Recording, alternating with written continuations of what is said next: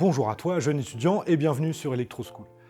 Dans cette vidéo, je vais vous apprendre à construire une table de vérité en fonction du nombre de variables, et à l'aide d'un petit exercice, on va en sortir une équation, et cette équation, dans une autre vidéo, on va pouvoir la simplifier algébriquement, et tu verras que c'est pas ce qu'il y a de plus compliqué à faire. Il faut être méthodique, et ça reste de la logique. Je vous ai fait une petite vidéo, tu n'as qu'à cliquer sur le i ici, pour être sûr de voir ce que c'est qu'une fonction logique, et les fonctions logiques de base. Là, on commence à parler de logique combinatoire. Alors, une table de vérité, voilà à quoi ça ressemble. Le but d'une table de vérité, c'est de dire toute la vérité. Toutes les lignes que vous avez doivent être absolument uniques, aucune ligne ne doit être identique, et sur les tables de vérité, on va avoir différentes colonnes pour nos variables, et on va avoir différentes colonnes pour nos sorties.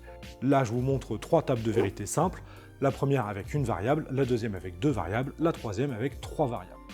Sur toutes les tables de vérité, vous avez forcément au moins une partie variable, au moins une partie sortie. Ici, j'ai qu'une seule sortie. Là, à chaque fois, elle va s'appeler S, mais c'est pas toujours S. Et je vais avoir plusieurs variables. La première, j'ai la variable A, ensuite la variable A et B, et ensuite la variable A, B et C. Ça, c'est pareil, le nom des variables, ça va dépendre de l'exercice sur lequel vous allez travailler.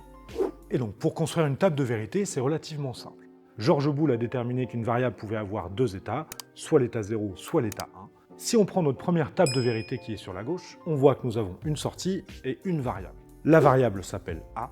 A a 2 états possibles, soit l'état 0, soit l'état 1. Pour construire une table de vérité correctement, on commence par l'état 0 et ensuite on fait l'état 1. Si on prend maintenant notre table de vérité qui est au milieu, ici maintenant j'ai 2 variables, la variable A et la variable B.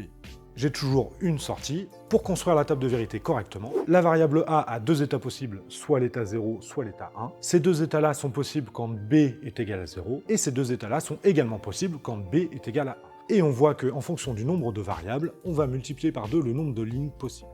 Une variable, 2 lignes, 2 variables, 4 lignes, 3 variables, 8 lignes, 4 variables, 16 lignes, et on peut même en faire 256 si on le souhaite. Par contre, une fois que vous savez faire une table de vérité à 2, voire 3 variables, dans ces cas-là, vous n'avez plus une seule limite. Maintenant, si on prend notre troisième table de vérité, on voit qu'on a la variable A, la B et la C. La A est toujours dans 2 états possibles, soit l'état 0, soit l'état 1. Et ensuite, c'est tout simple, il faut doubler le nombre de zéros. C'est-à-dire que pour la variable A, ça va faire 0, 1, 0, 1, 0, 1, 0, 1, 0, 1. Et on continue comme ça. Pour la variable B, ça va faire 0, 0, 1, 1, 0, 0, 1, 1. Et pour la variable C, je vais avoir toutes ces possibilités-là quand C est égal à 0, ça va faire 0, 0, 0, 0, puis toutes les mêmes possibilités quand C est égal à 1, 1, 1, 1, 1. Et si jamais j'avais une quatrième variable, ça fait toute cette table-là quand la variable D, par exemple, est égale à 0, et également toute cette table-là quand la variable D est égale à 1. Dans ces cas-là, ça ferait 8 lignes où D est égal à 0, 8 lignes où D est égal à 1. Et on multiplie par 2 à chaque fois. Maintenant que vous avez fait ça correctement, on va voir comment on fait à l'aide d'un petit exercice pour en sortir une équation. Et dans la vidéo qui viendra ensuite, on va simplifier cette équation algébriquement. Si on prend cet exercice-là, on voit que je vais avoir 4 variables, c'est-à-dire que ma table de vérité va avoir 16 lignes, et il faut absolument que ces 16 lignes soient bien différenciées, il ne faut aucune ligne identique. Donc là, j'ai mis la variable A tout à gauche, la variable B1, la variable B2 et la variable C.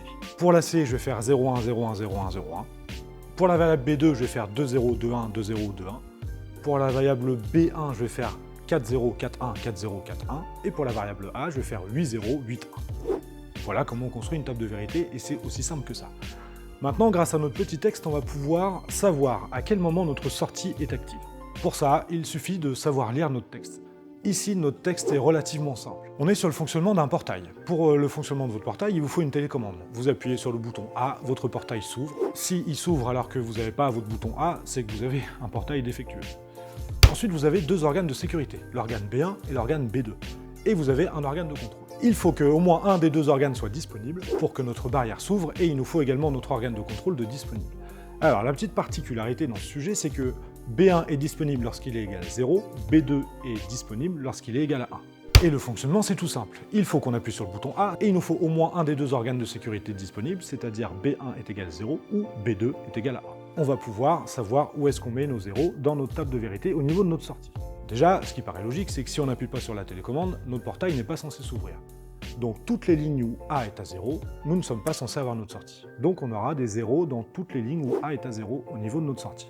Ensuite, il nous faut que notre organe de contrôle soit disponible, c'est-à-dire qu'il soit à 1. Donc il faut que C soit égal à 1. ce qui laisse plus que 4 lignes où on est susceptible d'avoir notre sortie. Maintenant, il faut qu'au moins un des deux organes de sécurité soit disponible. Il nous faut B1 égale à 0 ou B2 est égal à 1. Maintenant qu'on a fait ça, on voit qu'il nous reste peu de lignes et il va falloir déterminer à quel moment notre sortie va être active ou pas.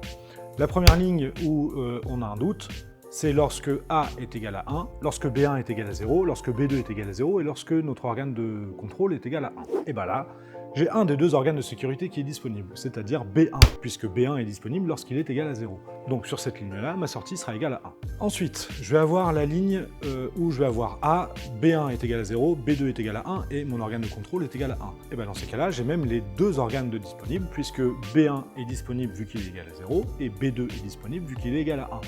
J'ai mon A, j'ai mon organe de contrôle, ma sortie sera donc active. Ensuite, j'ai une ligne où j'ai A, j'ai B1 qui est égal à 1, c'est-à-dire qu'il est indispo, B2 qui est égal à 0, c'est-à-dire qu'il est indispo, et mon organe de contrôle. Là, j'ai pas un des deux organes de sécurité qui est dispo, donc ma sortie sera égale à 0.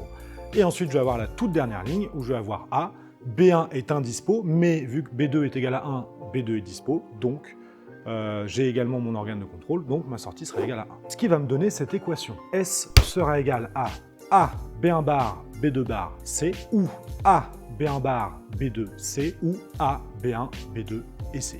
Voilà mon équation complète. Donc là, dans cette vidéo, à partir de notre table de vérité, on a pu en sortir une équation. Et surtout, n'oubliez pas, un petit commentaire, un petit like, abonnez-vous à la chaîne, c'est très important pour continuer de la faire vivre. Voilà, j'espère que tu as tout compris sur la construction d'une table de vérité. C'était Monsieur Joe, bienvenue sur Electroschool, et je vous dis à très vite.